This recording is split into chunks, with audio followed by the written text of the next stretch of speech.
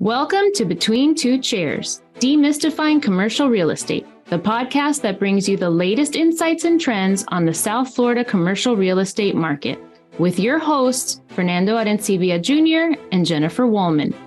In each episode, we dive into the world of commercial real estate and break down complex concepts to make them accessible for everyone. Whether you're a real estate professional, a curious investor, or just interested in the South Florida market in general, Between Two Chairs is the podcast for you. So pull up a chair and join us.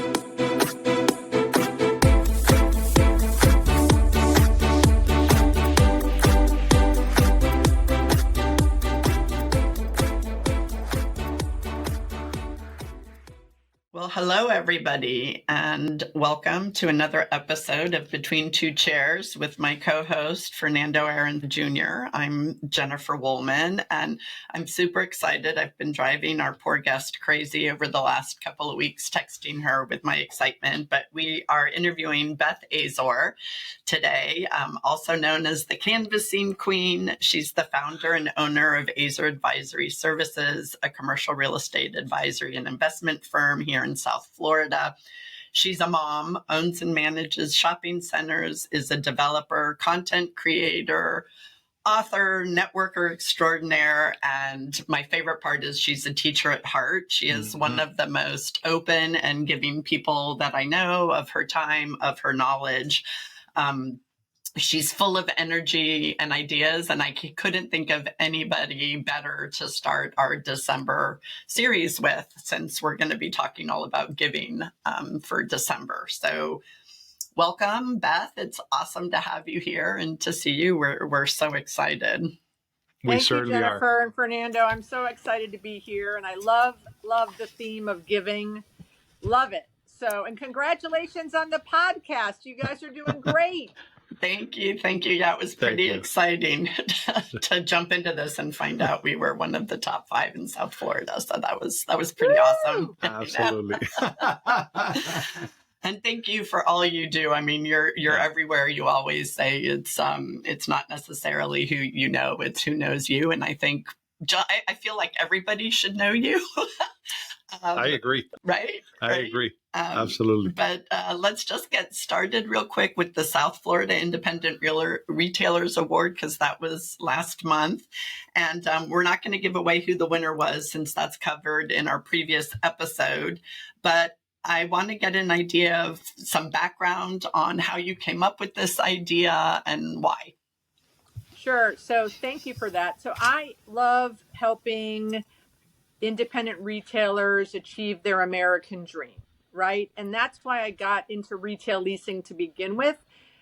Someone said, hey, you can lease space in shopping centers and help mom and pop tenants achieve their American dream. I said, where do I sign up for that? So that's, something way bigger than all of us. So I started in retail leasing 38 years ago, and ICSC came to me, which is the International Council of Shopping Centers, about 6 years ago. And they said, we really want to get more local independent retailers and mom and pops involved in ICSC. Why don't you do a talk or a workshop for those mom and pops at one of our conferences? I said, they're not coming to hear me. They don't even know who I am. So that didn't go anywhere, because really ICSC is more about the national and the franchises. But it did spur an idea. And one of my friends in South Florida, Hugh Chen, who's the president of SAGLO, called me up after hearing the story and said, we should do it. And I said, we should do what? And he said, we should have an awards show for the best in class South Florida independent retailers. And I was like, oh, that is amazing. I love that idea.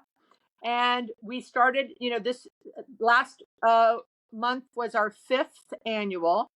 And It's a very unique opportunity for landlords and brokers and the community to come and meet, and find out who is the best bagel and who is the best wings and who is the best sit down. and it's a lot of fun. And because a lot of the nationals and regionals and franchises, exactly, Jen, what you had mentioned, everyone knows them.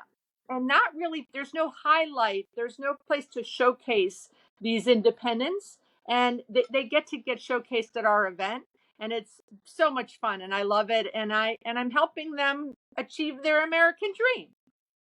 I know. I love that. That is so awesome.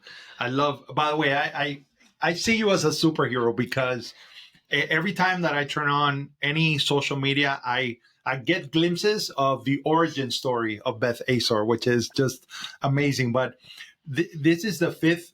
This was the fifth anniversary of the South Florida Independent Retailers Award. So, how has it changed from the first one? Are you seeing a difference in the people that are joining in this celebration? Well, so South Florida since COVID is the location of the restaurants, right? Food and beverage, and in the beginning we did have a lot more. It's all right. We got a great editor.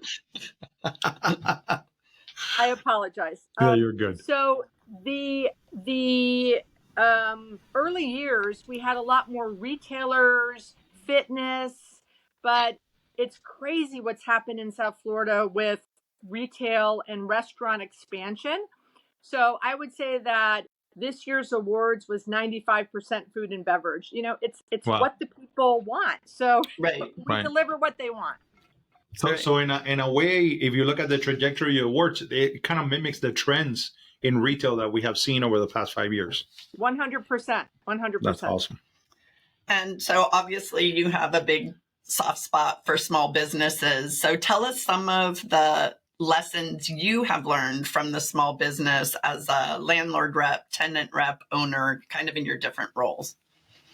Wow, during COVID, boy, did we see passion and commitment from our mom and pops, right? I mean, they would call me crying saying, I know my rent's $4,000. I can give you $1,000. I'll drop it off at your house under the mat.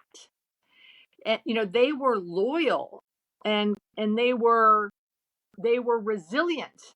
Go do hair out in the parking lot. Go put a tent out and do to-go food. Well, what's the town or the city going to say? I don't care. I'll take care of them. Their resilience through, something we had never experienced before, the government shutting down our business, right? So it was amazing. I have 101 tenants. I only lost one. I lost one on March 28th. A foot massage woman that had been pretty successful for 3 years called me up and said, no one's going to want their feet touched. I'm out. Can I get it? My lease is coming up. I'm out. And I said, well, it's March 28th. Like, don't you want to play this out? And she goes, I see it being played out. I'm out. But everyone else, I didn't lose one other tenant. So the resilience and the creativity that they displayed, and with my help, I'm a big reader, Jen knows. I'm reading 3 or 4 magazines or newspapers, and I'm on Clubhouse listening to what everyone's doing around the country. And anytime I would get an idea or I'd hear of someone doing something in different states around the country, I would be calling them saying, hey, I had a Caneswear, tenant who I absolutely love 364 days of the year. Not this week, but any other, go Seminoles is our big game. But so I called them and I said, you need to be the ESPN of South Florida. There's no new sports content out there because everything's shut down, but you have access to coaches and players, and we can do Instagram lives. Let's get everyone to remember who you are. So when we come back, they remember, and you provide a service and you provide content and entertainment for the South Florida community. So my lessons I've learned over the years from tenants is their resilience, their creativity, their drive, their ambition. I mean, I have tenants come say, they're barely making it and they want to open 5 more locations. How do you not love that spirit of entrepreneurialism? Well, and you're perfect for that. Isn't the Caneswear one that you started out as a pop-up? I know he was a one that you canvassed. Tell us a little bit about that, because talk about a success story from literally nothing, a vacant space that you had. Oh, yeah. So I was driving to work one day. My leasing office was in the shopping center.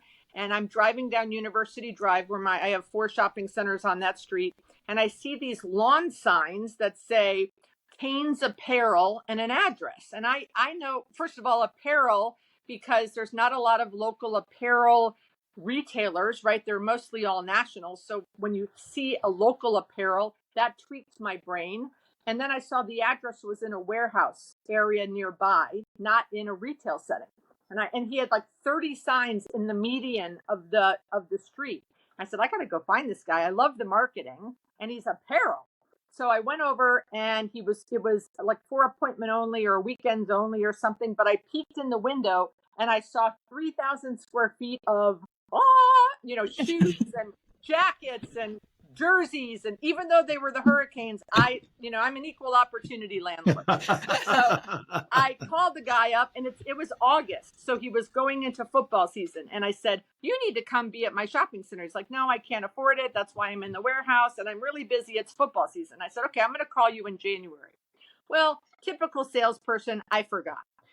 Fast forward a year later, the signs go up in the median again in August. And I'm like, oh my God, I can't believe I dropped the ball, on this guy. So I called him up again. I said, I'm putting it in my calendar, January 5th. We're going to have a meeting. You're coming to my shopping center. So January 5th, I'm calling. And he walks in my office one day with the La Spada subs, by the way, one of my favorite tenants. And I literally jumped over my desk because he had his cane drawer, like, you have to come to my shopping center. And he's like, I can't afford it. I said, I'm going to make you a deal you can't refuse. And I said, I'm going to show you this space. Let's just do a pop-up for next year's football season. I'll charge you $1,000 a month. I said, what are you doing in sales in your warehouse? And he told me the number. I said, you're going to double that here. And he goes, well, from your mouth to God's ears. He agrees to take the space. I said, you got to take it as is. And it was kind of in bad shape. You need to pay insurance and the utility bill until you open. And then the day you open, it's $1,000 a month for the 5 months of football season. At the end of the football season, we'll meet and we'll decide, if you're going to stay, go back to the warehouse, what you're going to do. He more than doubled his sales during football season. So I said, okay, great. So now what we're going to do is you can stay and pay $1,000 a month, but next year's football season, you're going to pay $5,000 a month during those football months. He did that for a couple years. Then I got him on a permanent lease. He was killing it. Then I moved him, which he didn't want to do. Don't move me away from Las Spadas. I'm going to lose all my business. I'm like, no, you have to move. So I doubled. He went from 1,100 square feet to 2,200 square feet. He stayed in that space for 2 or 3 years. I just moved him right before this football season. He moved to 4,500 square feet. Wow. That's great. Yeah. It's absolutely the American dream story, from a sign on the median in a street in the middle of my town.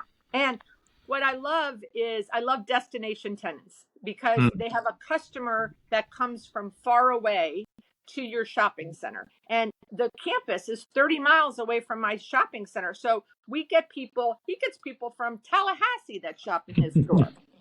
Yeah, and it's so crazy. I mean, how fortuitous for him that you were tenacious and connected the dots between a sign and a warehouse in your retail space. Because imagine, what his life would have looked like looking back and still being in a warehouse compared to now, right? So and now he has soccer, Messi. He's got the Heat. He's got the Panthers. He's got the Dolphins. He doesn't have any Seminoles. No Seminoles yet. Different demographic. I just love how, if you're a tenant in one of Beth Azor's spaces, you get a business consultant as well. I just love the free sharing of ideas and the encouragement of creativity. You do something Fernando, they don't always like it when I put my nose in it. That's okay. But those that do, they excel. So, there's something to be said for that. But you do something that I find so amazing. One of the descriptions that that Jennifer brought up for you is as a teacher, and I see you definitely. The heart of a teacher is definitely very, very much there. A lot of top producers and a lot of people that are successful, they have a hard time giving away what they consider secrets. They have a hard time giving away sharing of the free sharing of ideas. One of the things that you do is this canvassing boot camp, in which you teach people to get over that fear of knocking on the door, walking into a business, having that conversation. So I'm wondering if you could speak a little bit about your philosophy of, freely sharing ideas, and also what are some of the lessons that you've learned from the people you are canvassing with in your boot camp? Sure. Thank you. So, yeah, I'm the canvassing queen. I'm actually, right now, you caught me in Cleveland, Ohio, where I've been working on a mall Yeah. that, 15% occupied mall. I've met 2,319 businesses that I Wow. didn't know before 2 years ago. And we've signed 49 leases. And it's all from canvassing, going into their businesses, and also social media prospecting. But, Mhm. Jennifer and Fernando, there are absolutely no secrets. Like anyone that's holding on to something they think is a secret, I don't believe there's any secrets. And Right. at 63 years old, my goal is, I want everyone to be successful because I've just enjoyed life, and I want everyone to enjoy life. And if I can give them one of my biggest supposed secrets, which it's not, and I've talked about a lot, is when you go into a business, you don't go in and ask, can I speak to the owner? Like, that's the biggest fallacy ever. And that was what sales gurus talked about. You got to get to the decision maker. Well, what you're doing when you walk in and and there's a clerk behind the desk or the gatekeeper, you're making them feel bad. Like, hey, can I speak to the owner? Well, first of all, if they are the owner, they're like, why don't you think I'm the owner? And if they're not the owner, they think, why don't you think I could be the owner? So you absolutely should never ask that question. It's a lose, lose, lose. If you respect the gatekeeper and you treat them with respect and dignity, they will give you the owner's information 99% of the time because they will be appreciative that you respected them. So that's probably one of the biggest secrets that I talk about all the time. And I still will, people will come to my boot camp. I will tell them this, and then I'll take them canvassing in the afternoon, which we do in our boot camp. And then they literally, it comes out of their mouth, and I have to almost slap them. I'm gonna go, what? Did you not hear me? So, but yeah, when people canvass with me, which hundreds and hundreds and probably thousands of people have canvassed with me at this point, they can't believe how fast I am. It's all a numbers game, and we're in and out because people. I ask in my boot camp, why do people not canvass? And one of the main reasons is they say they're afraid of rejection. I go, okay, and why would a business owner reject someone? And they say, well, because you're interrupting what they're doing. I go, great. So what we want to do is interrupt them as fast as possible. And most entrepreneurs, when they opened their first one to achieve their American dream, they had plans for more. So when you walk in and say, I own real estate, and I would like to know if you want to expand, the minute you'd say that you don't tell them you're the cable guy, they want to talk to you. And even if they're not expanding, they know you have market data. So they want to talk to you. So so as long as you get it out really fast, like I don't go in and say, hi, my name is Beth. I own shopping. Like they don't care what your name is. I walk in and say, I have shopping centers. Are you interested in expanding? No? Okay, bye. I'm in seconds, but normally they go, you own shopping centers? Where are they? And they have an interest. So the people that canvass with me go, we can't believe how fast you are. And so my goal is 30 business cards or 3 hours, whichever I do first. And I try to canvass once a week when I'm in South Florida and not traveling. Yeah, I'm amazed that you still do it all yourself. When I told somebody that we were going to be interviewing you and everything, they're like, wow, well, she must have a huge staff. And I said, no, she still does like most of it herself. She's still the one doing the canvassing and teaching the boot camps and knocking on the doors for her own centers. And this woman was just amazed by you. So I can't wait for her to hear your. But you know what I have Josie, who's been with me 20 years. In 2024 will be our 20th year together. She started with me at the beginning. I have a property manager and I have a part-time bookkeeper. And I do have a social media part-time person that is a contracted person, but we consider her part of our team. That's it. Wow. I always have you do hire interns, right? Yes. I have interns hanging around every summer. Usually I try to get 3 or 4 of them. Right, right. No, but it's amazing with all you do, because you would think there's this mass whirlwind of team behind you, and you're very efficient. I also like the concept of you go into Cleveland, and the fact that you have these conversations with over 2,000 businesses, how much more insight that gives you into that market, that it's not just the broad strokes that you can learn by doing some preliminary research, but now you're really talking to the people that are opening these businesses, and you're starting to create a better sense, right, of the marketplace that is, very unique. That's a very unique set of data that you have created for yourself. Am I right about that? 100%. When I first came here, so what I love, this has been the most impactful thing of my career that I've done, because of the 49 businesses we've signed, 45 are Black-owned businesses, and 43 are women Black-owned businesses. Ooh, so through Dan Gilbert and Bedrock, they've given the entrepreneurial community of Cleveland a big leg up, and I've been blessed to be part of it. But when I used to teach the boot camps, Jen and Fernando, people would say, when I would tell them canvassing works, and I would get the naysayers, and they would say, well, of course it works for you. You own the shopping centers. You're the decision maker. You've been in South Florida for 37 years. You know all the brokers. Of course, you know the retailers. Of course it works for you. So I'm very proud that I came to a market where I knew not one person. We did 1 and 2 year deals, so there were no tenant rep brokers calling me with their clients. And I literally had to take my system and roll it out in a market I didn't know a soul. And I was selling a 15% occupied mall. I have never even leased a mall in my life. So I'm very proud of our 49 leases.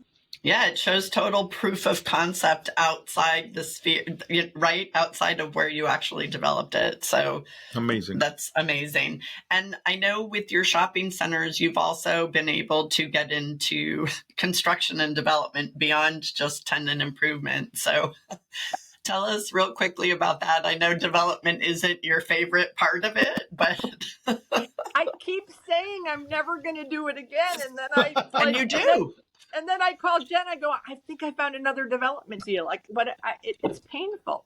So I look for opportunity, and I can't help myself when I was at a city council meeting, my first development ever. I was at a city council meeting, I think 2016, and I was there for a charity that I'm involved with, trying to get money from the town, and they decided to outlaw strip clubs. And immediately my commercial real estate brain went, there's a strip club right on Main and Main. I have to buy that property and knock it down and develop a shopping center, which I did. At one point we kept saying, we're going to do ground leases. We're going to do ground leases. I've never built a shopping center. We're going to do ground leases. But the numbers didn't play out as well for ground leases as it did for a shopping center. And I called my partner one day. I go, I don't know. We can't really ignore, this is going to be way better than the ground leases. And I go, but I've never done it before. I'll help you. No, I'll help you. And I was teaching, speaking of, in Spain that summer for Florida State. And I'm like, oh my gosh, we're under construction. I've never done this before. We had so many ups and downs, and after that, and it's a huge success. It's one of the biggest financial successes of my career, but it was super painful because I kind of like, you guys have probably figured this out. I like to know what I'm doing. And I did not know what I was doing. I went through 5 project managers, and because I wanted to hire an expert to help guide me through the process. But I don't know. I keep punishing myself, and I keep doing it. But maybe I'll figure it out sooner or later. But it's not my joy. But I like when I don't want to ignore opportunity. Right. And I think to your point, you say you like knowing what you're doing, but you also love to learn. Oh, I do. And you love a challenge, which we're going to get into the challenge part a little bit later. But I think to your point, you don't like it because you don't know what you're doing, but you like it because it presents an opportunity, not just a financial one, but also to learn and challenge yourself to something totally new, because you are not somebody to sit on your laurels and just relax and enjoy the fruits of your labor.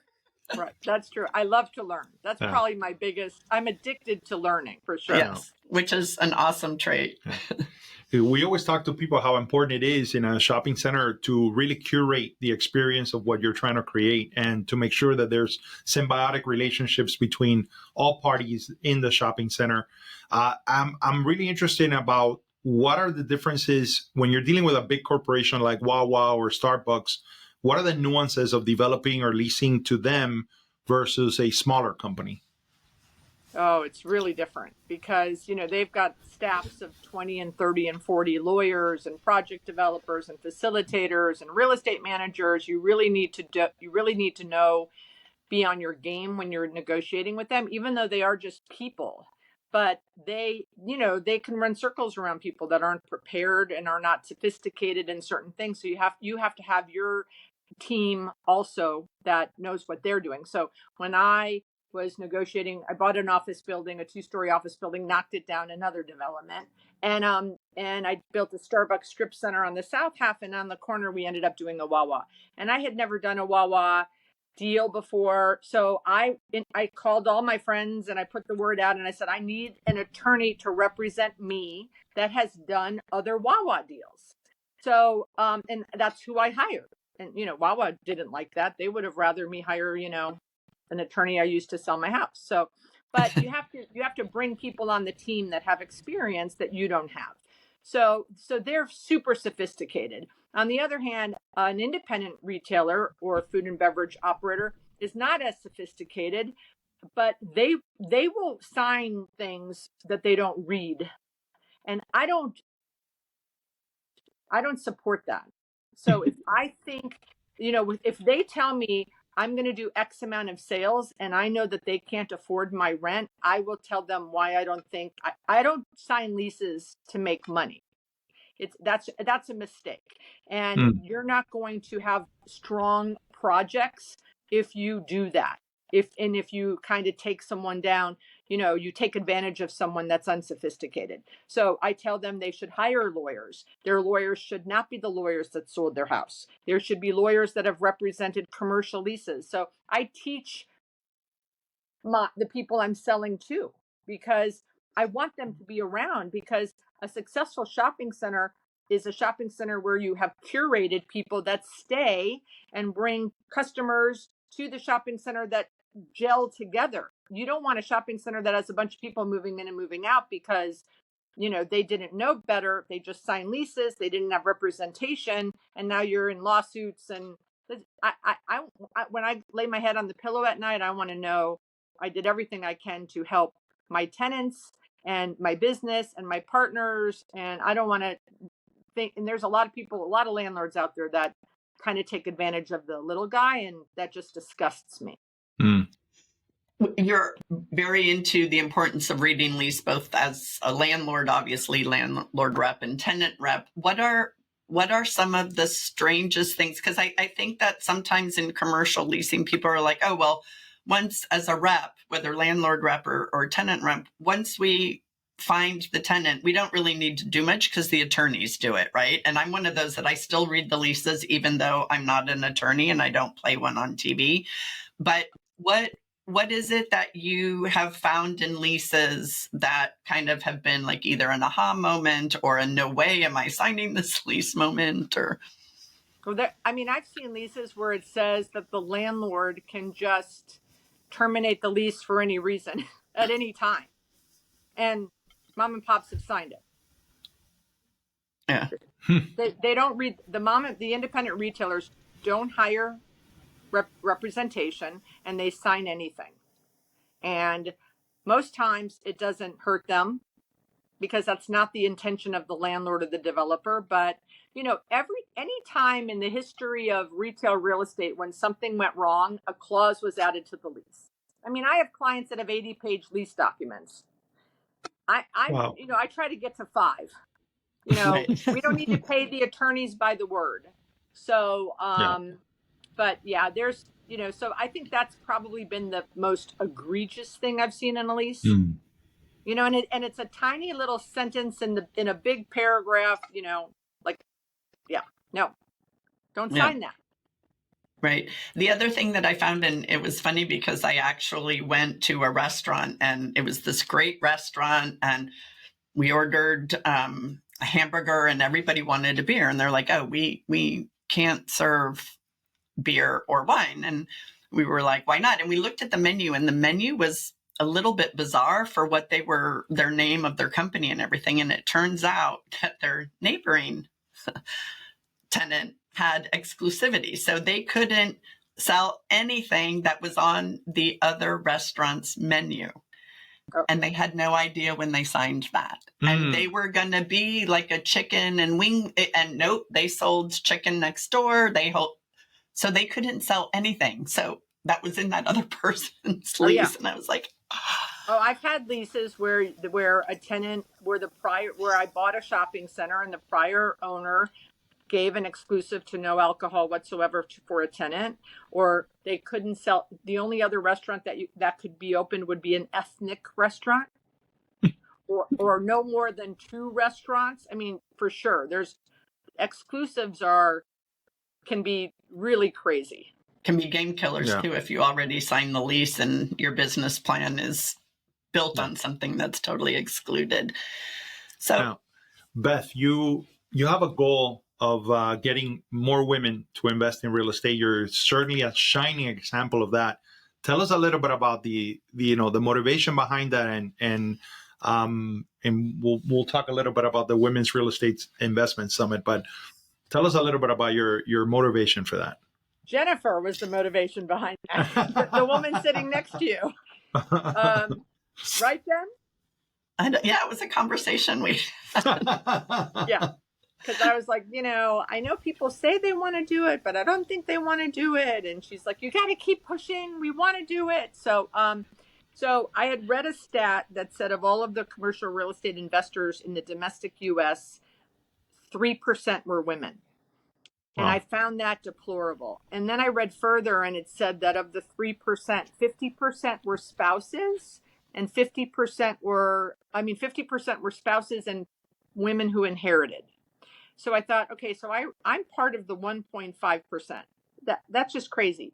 And then so many women in the industry, whether it's retail, office, industrial, multifamily, they are leasing space.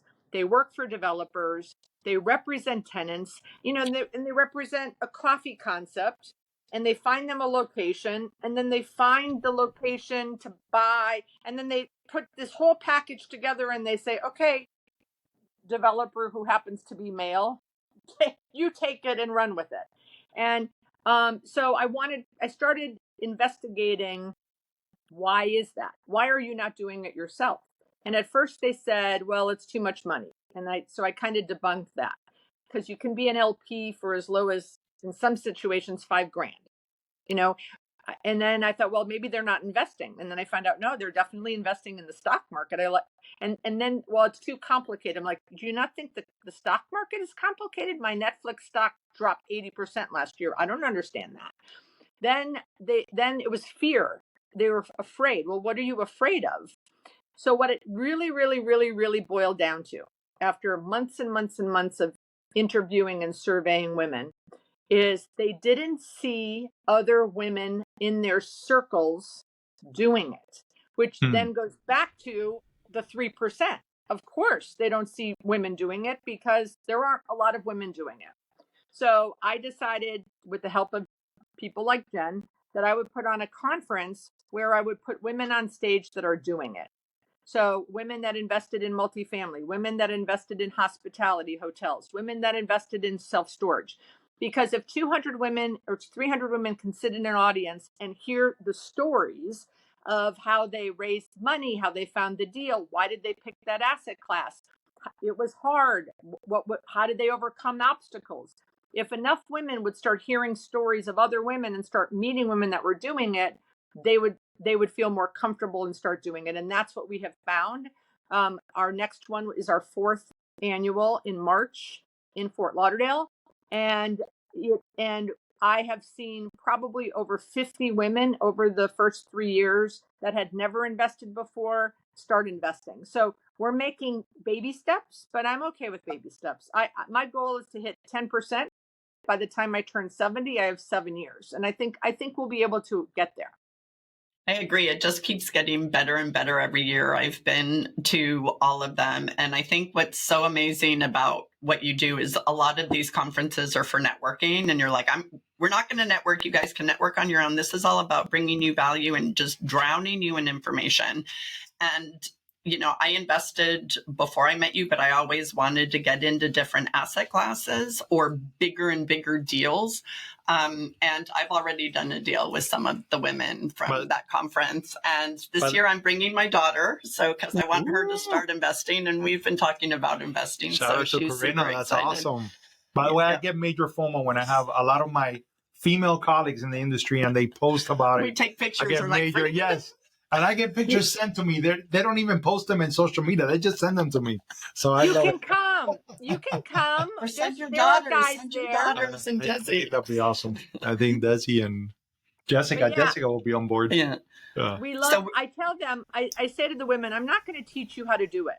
Right. That's the one area I don't know enough about all these other asset classes to teach the women how to do it. There's other opportunities and options for them to go learn how to do self-storage, to learn how to do hospitality.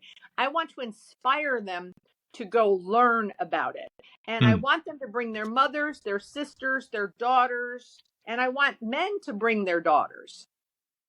That would be lovely. I love that. So in wrapping up, I know we are going to put, by the way, the link to sign up for the Women's Investment Summit in show notes. So keep an eye out for that. And we know you love challenges, and you just completed a really big physical challenge where I had no idea what a ruck was. I didn't know half the stuff. And then you're throwing out numbers like, what, 900 step up? Like, who does 900 step up? So tell us what you learned from that last physical challenge.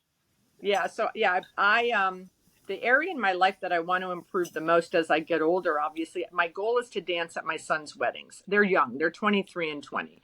So I was an older mom. So I want to make sure I'm the healthiest I can be. And to do that, you need to have good fitness, right? So and that's just not something as an most entrepreneurs being healthy and working out is last on our list. So it's been a big focus of mine. And so there's a guy, Jesse Itzler. For those of you that don't know, you should follow him. Yes. He's his wonderful wife, Sarah Blakely, is the owner of Spanx.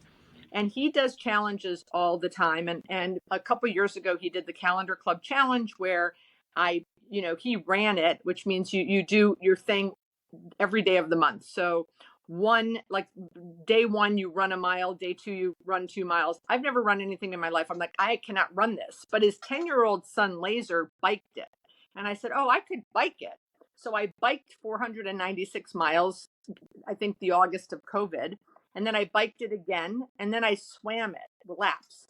And so I hadn't done any, and that was the year I turned 60. So I was feeling really good, but I knew it was time to take the next step up. And so Jesse did an entrepreneurial boot camp where it was fitness, nutrition, breathing, and business. And my thing was I wanted to really learn about the fitness, nutrition, and the breathing, and the business would have been a byproduct. And so we had calls every week with our fitness trainer, and we had challenges and we had workouts we had to do. And it was an 8-week program culminating with a 24-hour event, which included a 4-hour endurance challenge.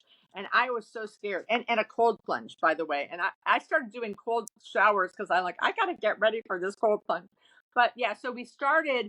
The first week was 200 step-ups. Now, I have a trainer that I go to twice a week, and when he tells me to do 10 step-ups, I roll my eyes and I whine. So the fact that I had to do 200 week one, so 200 step-ups, 14 and a half inches high or higher. And then we had to ruck. So we're on this call, and they're talking about rucking, and and there's 20 of us on the call, participants, and I'm like, I'm so sorry. I don't know what you're talking about. What is a ruck? I had no idea. So now I have the ruck is when you're carrying weight. Like in the first week, because I didn't have a ruck vest with weights, I had a backpack that I put a 10-pound dumbbell in.